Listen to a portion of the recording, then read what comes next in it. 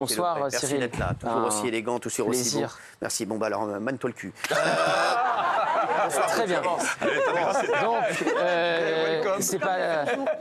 c'est pas très original, mais on aimerait ne pas parler de la France Insoumise un soir, on ne pourrait pas. On aimerait. Chaque jour qui passe, une nouvelle polémique un peu plus horrible que la précédente. Ouais. Alors, on va parler de David Guiraud. On n'a pas entendu Gilles Verdez depuis le début de l'émission, ça va pas l'occasion de le redonner. Bien sûr, on va le réanimer. Aussi. David Guiraud, député... David Guiraud, je peux plus. Député de la France Insoumise. Il est donc hier à la terrasse d'un café non loin de l'Assemblée nationale avec Rima Hassan, avec Sébastien Delogu, le député qui a été exclu. Quelle belle équipe. Pour avoir brandi le drapeau palestinien, et Taha Bouaf. Et donc il y a une dame qui passe déjà et qui les insulte en leur disant une belle brochette d'antisémites.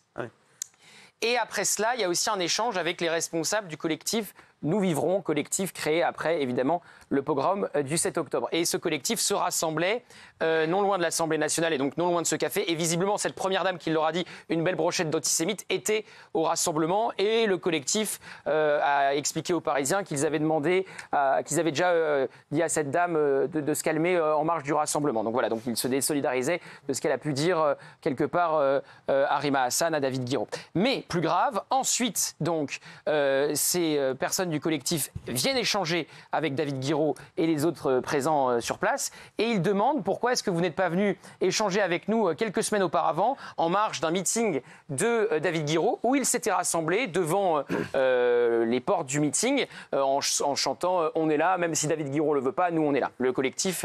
On voit la vidéo ? Nous Vivrons. Avec plaisir, si vous voulez. Ce sera plus facile. Très bien. Vous savez, moi, tant que je peux vous faciliter la tâche. Je vois ça. Vous me facilitez énormément la tâche en ce moment. Merci. Voilà, j'étais venu avec des gars au lourd passé, c'est mieux que vous m'ayez pas vu. Pourquoi? C'est jamais avec vous. Vous êtes très agressif et vous aurez pas vu. On n'est pas agressif. Qui est agressif? Alors, j'ai remarqué que David Guiraud, il se prenait pour un loupard. C'est ça. Je l'ai remarqué la dernière fois à l'Assemblée, il venait ici, je t'explique. Il fait 1m20 les bras levés. Non, mais c'est vrai, il pèse 22 kilos. Et j'ai vu depuis quelques temps, il se prend pour un tapeur. J'ai remarqué ça, j'ai vu, il a dû connaître, il a dû fréquenter 2-3 mecs. Et il se prend pour un show, je l'ai vu, il était dans les couloirs ici, je peux te dire qu'il bouffetait pas. Je lui disais, David, descends, et dépêche-toi, il bouffait pas. Maintenant, ça y est, c'est devenu un justicier. Donc c'est devenu le rebelle, c'est devenu Lorenzo Lamas, lui. Pour bien comprendre, donc il est avec c'était hier, il est avec ses... mardi, il est avec donc ces personnes du collectif Nous Vivrons. Il lui demande pourquoi vous n'êtes pas venu nous voir au meeting en Normandie. Parce que j'étais avec des gars au lourd passé. Des gars au lourd passé, et ils vous auraient frappé. Et il faut bien comprendre qu'en plus c'est un collectif totalement pacifique, plutôt classé à gauche d'ailleurs. Rima Hassan s'en est servi, elle leur a mis quasiment une cible dans le dos aujourd'hui sur les réseaux sociaux en disant que c'est des proches de Raphaël Glucksmann, puisque visiblement ils étaient un rassemblement en faveur de Raphaël Glucksmann. Mais donc c'est des gens en plus qui expliquent qui renvoient assez dos à dos le Rassemblement national et la France Insoumise, plutôt classé à gauche, des gens absolument pacifiques qui faisaient un rassemblement devant un meeting de manière absolument pacifique. Il leur répond, j'étais avec des gars au lourd passé, ils vous auraient frappé. C'est le même qui, il y a une semaine, nous étions déjà sur ce plateau, a traité Meyer Habib de porc. Mais j'ai vu. À plusieurs reprises, il traite un juif de porc. Pour un show. Insulte antisémite. Même dans les gestes.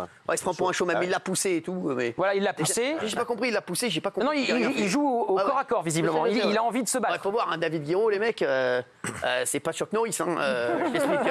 Et je rappelle que... Je te le dis, c'est ça qui est fou. Je sais, il a dû parler à 2-3 gars qui lui ont dit ouais, t'inquiète pas, on est là, c'est une embrouille. Je t'explique. David Guiraud, je t'explique. Bon, ça va.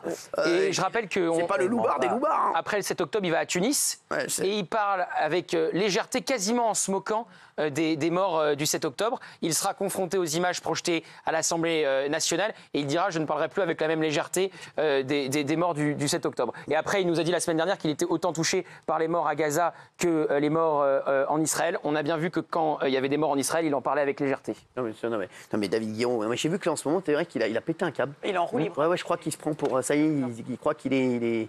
Il s'est dit, il a dû fréquenter 3 gars qui ont... Mais à quel moment... Il menace de les molester avec des gars au lourd passé. Un député de la nation. C'est un député de la nation. C'est-à-dire que c'est un homme qu'on a élu pour représenter dans l'hémicycle la voix du peuple. Dans le cadre de un député vient menacer un citoyen en disant j'ai des gars lourds et il vous aurait frappé. À quel moment on prône la violence en disant est-ce qu'il doit être sanctionné, encore une fois, mais ils n'arrêtent pas d'être sanctionnés. sanctionné. Oui, non, c'est vrai.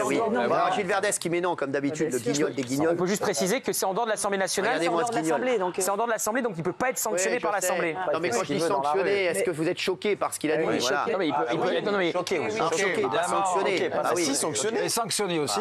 Sanctionné aussi. Alors même si c'est le domaine public, parce que là c'est le domaine public. C'est quand même des menaces à une personne. Le mec peut porter plainte contre lui. Voilà. Exactement. Géraldine. Bah oui, en fait, pas de violence, pas d'intimidation, pas de menace. De toute façon, effectivement, vous avez raison, David Tyson, depuis le 7 octobre, il est en roue libre. C'est-à-dire qu'il est en toupie. On a l'impression que c'est vraiment c'est son jubilé, quoi. C'est-à-dire que c'est une sortie, une provocation. Il y a deux gars qui lui ont dit ouais, t'inquiète pas, on est avec toi, et ils font les malins. C'est comme le mec qui arrive à l'école, qui a fait qui se la raconte, qui dit ouais, j'ai fait une séance de karaté. Non mais ça, mon père il m'a fait faire du karaté hier, c'est bon. Et en fait, on ne comprend pas sa ligne éditoriale, ou alors on comprend trop bien. Et elle est mais immonde et elle est affreuse. C'est David Guignol. Pour moi, il essentialise à la commission, tous les musulmans de France avec ses positions. C'est juste insupportable en fait. Ils font mal aux musulmans, la France insoumise. Ils font mal aux musulmans. On va écouter Gilles Verdès, même si c'est toujours très dur pour nous, bien entendu, de l'écouter parce que c'est quand même un supplice. Non, alors vous dites. Non, mais doit-il être sanctionné? Ah oui, il doit être sanctionné. Vous aussi, vous devriez être sanctionné. C'est dans la rue. On peut menacer les gens. Pour l'ensemble de votre œuvre. Merci. Non mais c'est ridicule. Mais arrêtez il n'aurait un peu. pas dû dire ça. Mais j'ai pas encore parlé, c'est ridicule. Oui, mais relativiser. Mais le problème c'est ça, c'est que même quand vous parlez pas, on est énervé. C'est tout de suite relativiser ce qui s'est passé. Non mais si la personne ne porte pas plainte, il a raison. Il a raison, Gilles, si la personne a c'est dans la rue. Mais si, excusez-moi, c'est dans la rue. Non mais juste pour faire un parallèle avec Louis Boyard, les députés ont un totem d'immunité, on a le droit de rien leur dire, pas les insulter, il faut leur dire bonjour monsieur, moi je le fais jamais ça. Au nom de quoi? Au nom de la République, au nom de la France. Bah ça doit être réciproque, je suis désolé, eux aussi se doivent de ils insultent sur les réseaux sociaux les députés avec les journalistes. Ils insultent les réseaux sociaux. Alors attends, on va entendre le cousin de David Guignol. Il est provoqué, il réagit mal parce qu'ils ont été provoqués. Ah oui, une belle brochette d'antisémites. C'est juste la vérité. C'est juste la vérité. Oui, mais c'est possible. Oui, mais c'est juste la vérité. C'était la dame avant. C'est pas les mêmes. C'est pas les mêmes. C'est comme si tu disais ah là le mec de Fatou, c'est la vérité. Ils se sont désolidarisés de cette dame en plus qui a dit ça. Ceux qui sont menacés. Ils se sont inscrits en faux. Non, il a tort. Comme d'habitude. J'ai rien dit encore, mais j'ai tort. C'est bien maintenant. Tu dis qu'ils ont été agressés par cette dame. Provoqués. Oui, mais la dame n'a rien à voir puisqu'ils se sont inscrits en faux par rapport aux propos de cette dame, justement. Donc, alors qu'est-ce qu'il a à dire, le Guignol? Si je peux parler, ils sont provoqués, il réagit mal verbalement. Oui, voilà, c'est pas une immense polémique non plus. Si, c'est une immense polémique. Il sait qu'il est filmé, il sait ce qu'il dit, il dépasse pas le cadre. C'est une immense polémique de dire ouais, j'ai des gars qui t'auraient frappé. Non mais Cyril, il est dans arrête un peu. Il est dans un truc. C'est inadmissible. Un petit voyou. On est dans une société comme un petit voyou. Je serais venu avec des gars pour te taper, pour vous taper. Il parle à un collectif qui lutte contre l'antisémitisme. Il parle pas à un autre voyou de voyou à voyou. Il parle à un collectif qui vient en demandant à un élu de la République. Nous aurions souhaité dialoguer, pourquoi vous n'êtes pas venu? Et il répond, parce que je vous aurais tapé. Excuse-moi, il y a de quoi les bras nous en tombent. Mais vas-y, non mais il se prend pour un beau. Il faut qu'il se calme un peu.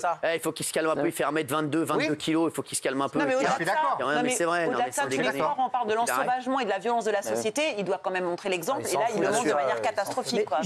Mais qu'il aille dans Fort Boyard donner des clés et puis c'est tout. En même temps, il se grille tout seul en faisant ça parce que il donne pas l'exemple et ces gens-là veulent accéder au pouvoir. Et si lui, imaginez, était ministre, est-ce que vous imagineriez un ministre frappé ou un président de la République? Non, donc en faisant ça, il se grille tout seul. Mais ils ne sont jamais élus, vous voyez bien qu'ils sont en perdition dans les sondages. Il n'y a que quelques. Voilà, il y a des gugus comme vous encore qui croyaient encore. Je crois pas en eux, c'est pas mes amis. Bah si, c'est ton ami. Si c'est un mec d'un autre parti qui avait dit ça. C'est tes amis. Si c'est un mec de Macron, si c'est un mec de Jordan Bardella, de Marine Le Pen, des écolos ou de quelqu'un d'autre. Si c'était un autre parti.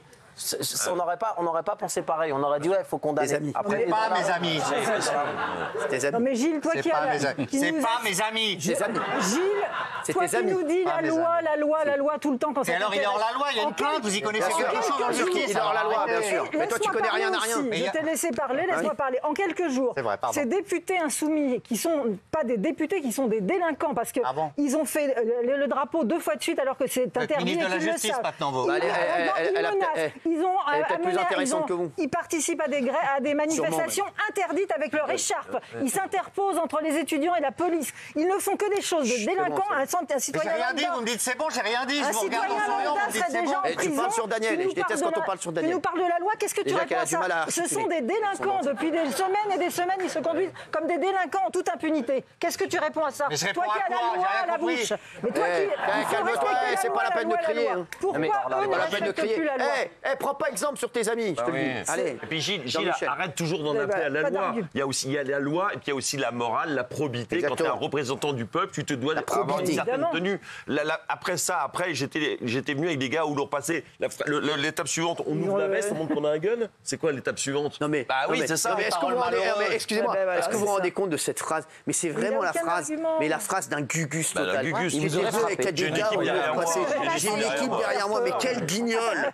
Mais quel guignol, mon frère! Mais comment tu peux défendre un guignol pareil? Mais il m'aurait dit ça, je dis, mais moi heureusement, j'aurais encore insulté. Mais fais de guignol, tu vas faire quoi? Oui, c'est plus guignolade. Voilà, je suis d'accord avec vous. De guignol, plus guignolade. On va faire quoi? Excuse-moi, un député qui menace, c'est pas de la guignolade. Ça va faire quoi? Rien rigoler, il a une taille pour aller dans un pédiluve, il peut même pas aller à la piscine. Non mais sans déconner, il va faire quoi David Guiraud, mon frère? Il fait 20 kilos. Non mais arrêtez, ce sont des paroles en l'air, malencontreuses. Mais je comprends pas les valeurs de Gilles en fait, parce que transpose le truc en fait. Imagine ce type-là. C'est un mec qui bosse avec Bardella, admettons. Exactement. Il dit, mais il a raison. Elle a raison, madame. Il y a un collectif, qui lutte contre, je sais pas quoi, pour les blacks, etc., pour la paix, etc., contre le racisme. Ils arrivent, etc. Ils veulent une espèce de, on va dire, de discussion avec ce type-là. Il sort la même phrase. Mais il aurait dit que c'était inadmissible. Il aurait dit que c'était inadmissible. Juste, c'est une question. Mais il est plus crédible, ce gars. Ce gars-là à qui tu parles. Ce gars-là à qui tu parles. C'est la même je sais même plus où tu vois pas qu'il n'a plus aucune crédibilité. Si ça avait été un gars de chez Bardella ou de chez Marion Maréchal, il n'aurait rien dit. Il aurait dit c'est inadmissible. C'est ça, avec un collectif, voilà. Non, t'aurais pas dit la même chose. Mais arrête un peu, tu vois bien que t'es plus crédible. Très bien. T'as une moralité à géométrie variable. À quoi? Géométrie variable. Vous connaissez le mot, vous l'avez déjà entendu quand même. Géométrie variable. Attends, tu vas faire comme Patrick Bruel. Tu vas juste faire les gestes, on va dire les paroles derrière. Parce que c'est inadmissible. Il y a un exemple très concret quand Éric Zemmour, s'il te plaît un peu. Non mais je le fais tous les soirs, donc après il faut que... toujours un bonheur. Les gens te félicitent dans la rue après. C'est vrai, il y a une dame qui va dire. Le porte-voix du Rassemblement National. Alors là, tu sors. Tu sors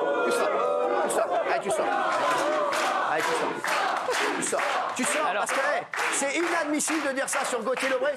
Marine Le Pen le déteste, espèce de roman que tu es. Et je te dis, et Gauthier Lebret, il défonce tout le monde. Gauthier Lebret, il défonce Renaissance, il défonce Reconquête, il défonce le RN, il défonce la France Insoumise. Je vais même pas me justifier. Non mais Gauthier, je sais quoi, je n'accepte pas qu'il dise ça de toi. Ouais, mais tous les soirs, on lui dit que c'est le représentant de la LFI, lui. Mais tu rigoles, mais est-ce qu'on parle du RN? Est-ce que j'ai déjà défendu une fois le RN sur ce plateau? Il a défendu il passe ses soirées à défendre l'indéfendable. Il passe ses soirées, et c'est sa seule chose à laquelle c'est le seul truc. Non, c'est inadmissible ce qu'il vient de lui dire, parce que c'est n'importe quoi. C'est le seul truc qu'il me rétorque à chaque fois, au lieu de venir sur des arguments de fond sur le sujet qu'on traite, c'est vous défendez le RN. Je n'ai jamais eu une phrase sur ce plateau pour défendre le Rassemblement National. Et peu importe le sujet qu'on ferait, il arriverait à défendre la France Insoumise. Jean-Luc Mélenchon dit l'antisémitisme qui explose, c'est résiduel. Alors qu'on a hier il dit il fait de la politique. Toujours cette manière de relativiser l'indéfendable. Donc on parlerait d'une polémique sur le RN, je l'exposerais de la même manière s'il y a lieu de l'exposer de la même manière. La chose qui est frappante depuis des mois et depuis le 7 octobre, c'est l'attitude de la France Insoumise est inédite dans la politique moderne. Citez-moi un autre exemple d'un député qui dit j'étais avec des gars au lourd passé, il vous aurait frappé. Est-ce qu'un député du RN a dit ça? Bon s'il avait dit ça, j'aurais la même indignation que ce soir, on aurait tous la même indignation. Il pas. Et c'est toujours pareil, c'est aucun argument de fond, c'est le vide. Et donc vu qu'il n'y a pas d'argument de fond à rétorquer, il balance des étiquettes et des diffamations comme ça. C'est insignifiant. On va voir ce que oui, 85%, voilà. Non à 15%, on s'en doutait un petit peu, bien entendu.